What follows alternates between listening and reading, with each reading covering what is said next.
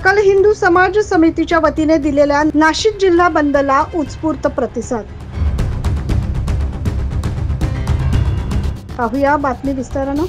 मागील काही दिवसांपासून बांगलादेशमध्ये हिंदू महिला आणि बांधवांवर अमानुष अत्याचार होत आहेत। त्याच्या निषेधार्थ आज सकल हिंदू समाज समितीच्या वतीने नाशिक जिल्हा बंदची हाक देण्यात आली। या बंदला नाशिककरांनी उत्स्फूर्त प्रतिसाद दिल्याचं पाहायला मिळतंय।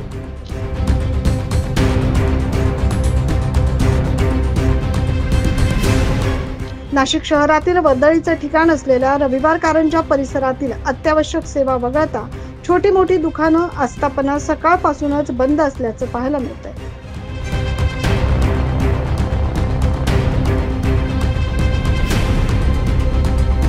बांगलादेशातील संपूर्ण घटनेविरोधात भारत सरकारच्या माध्यमातून बांगलादेशातील हिंदूंना संरक्षित केले जावे, अमानुष अत्याचार करणाऱ्या नराधमांना कठोर शिक्षा व्हावी या मागणीसाठी आज दुपारी 3 वाजता सकल हिंदू समाज समितीच्या वतीने शालिमार चौकातून पायी रॅली काढण्यात येणार आहे। शालिमार चौकातून सुरू झालेल्या या पायी रॅलीचं नाशिक जिल्हाधिकारी कार्यालय येथे जिल्हाधिकारी शैलेश शर्मा यांना निवेदन देऊन समारोप होणार आहे।